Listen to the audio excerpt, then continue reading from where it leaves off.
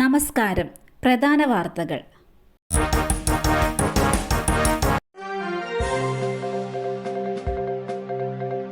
വയനാട് പുനർനിർമ്മാണം 260.56 കോടി രൂപ സഹായം അനുവദിച്ച കേന്ദ്രം.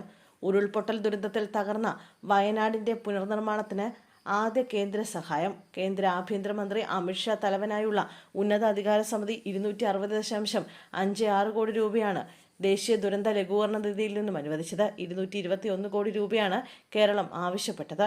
അതേസമയം BJP ഭരണത്തിലുള്ള അസമിന് 1270 കോടി അനുവദിച്ചിട്ടുണ്ട്. ഒരു വർഷത്തിലധികം നീണ്ട മുറവിളിക്കൊടുവിലാണ് വയനാടിന് പ്രത്യേക കേന്ദ്ര സഹായം ലഭിച്ചിരിക്കുന്നത്. കൊച്ചി തീരത്ത് മത്സ്യബന്ധന വള്ളത്തിൽ കപ്പലിടിച്ച് അപകടം. 40 പേർ രക്ഷപ്പെട്ടത് തലനാരിഴയ്ക്ക്.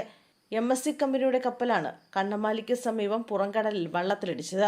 ഫോർട്ട് കൊച്ചിയിൽ നിന്നും തെക്ക് മാറി 53 നോർത്തിൽ മത്സ്യബന്ധനം നടത്തുന്നതിനിടെ MC ചരക്ക് കപ്പൽ മത്സ്യബന്ധന ബോട്ടിൽ ഇടിക്കുകയായിരുന്നു. ഇന്ന് വൈകിട്ട് 5:30 സംഭവം. പ്രത്യാശ എന്ന മത്സ്യബന്ധനത്തിന്റെ വള്ളത്തിലാണ് കപ്പലിടിച്ചത്. വള്ളത്തിന് കേടുപാടുകൾ സംഭവിച്ചിട്ടുണ്ടെന്ന് മത്സ്യത്തൊഴിലാളികൾ പറഞ്ഞു.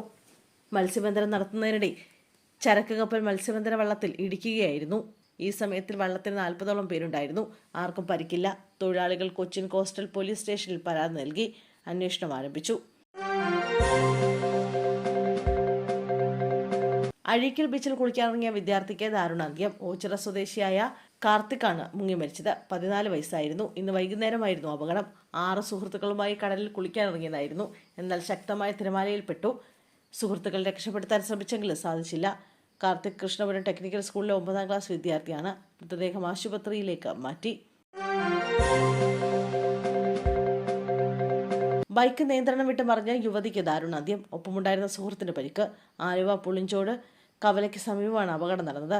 ചാലക്കുടി പേട്ട സ്വദേശികളും സുഹൃത്തുക്കളുമായ യുവതിയും യുവാവും സഞ്ചരിച്ച ബൈക്കാണ് ബുധനാഴ്ച വൈകിട്ട് 12 മണിയോടെ അപകടത്തിൽപ്പെട്ടത്. ചാലക്കുടി പേട്ട ഞാറക്കൽ വീട്ടിൽ സുദേവിന്റെ മകൾ അനഘയാണ് മരിച്ചത്. ചാലക്കുടിപ്പേട്ട വടുതല വീട്ടിൽ ജയപ്രകാശ് നാരായണന്റെ മകൻ ജിഷ്ണുവിനെ പരിക്കുകളോടെ ആശുപത്രിയിൽ പ്രവേശിപ്പിച്ചു. ഇരുവരും വിവാഹിതരാവാൻ തയ്യാറെടുത്തിരിക്കെയാണ് അപകടമുണ്ടായത്. 1-2മല്ല, കേരളത്തിന് ചുറ്റും രൂപപ്പെട്ടത് 18 ന്യൂനമർദ്ദങ്ങൾ. 6 തീവ്രം, 1 അതിതീവ്രം. കാലവർഷത്തിൽ കേരളത്തിന് ചുറ്റുമുള്ള കടലിലും കരയിലുമായി രൂപപ്പെട്ടത് 18 ന്യൂനമർദ്ദങ്ങളായിരുന്നുവെന്ന കണക്ക്. ഇതാണ് ഇത്തവണത്തെ കാലവർഷത്തെ മെച്ചപ്പെടുത്താൻ കാരണമായത്. കാലാവസ്ഥാ വിഭാഗത്തിന്റെ കണക്ക് പ്രകാരം ജൂൺ മാസം മുതൽ സെപ്റ്റംബർ മാസം വരെയുള്ള കാലവർഷ സീസണിലും ബംഗാൾ ഉൾക്കടലിലും അറബിക്കടലിലുമായി രൂപപ്പെട്ടത് 18 ന്യൂനമർദ്ദങ്ങളാണെന്ന് കാലാവസ്ഥാ വിദഗ്ധനായ രാജീവ് എരിക്കുളമാണ് ഫേസ്ബുക്ക് കുറിപ്പിലൂടെ വ്യക്തമാക്കിയത്. ഇതിൽ 6 തീവ്ര ന്യൂനമർദ്ദമായും 1 അതിതീവ്ര ന്യൂനമർദ്ദമായെന്നും അദ്ദേഹം വിവരിച്ചു. സാധാരണഗതിയിൽ കാലവർഷ സീസണിൽ 15 ന്യൂനമർദ്ദങ്ങളാണ് രൂപപ്പെടാറുള്ളത്. ഇക്കുറി അധികമായി 3 കൂടി രൂപപ്പെട്ടെന്നാണ് അദ്ദേഹം വ്യക്തമാക്കിയത്.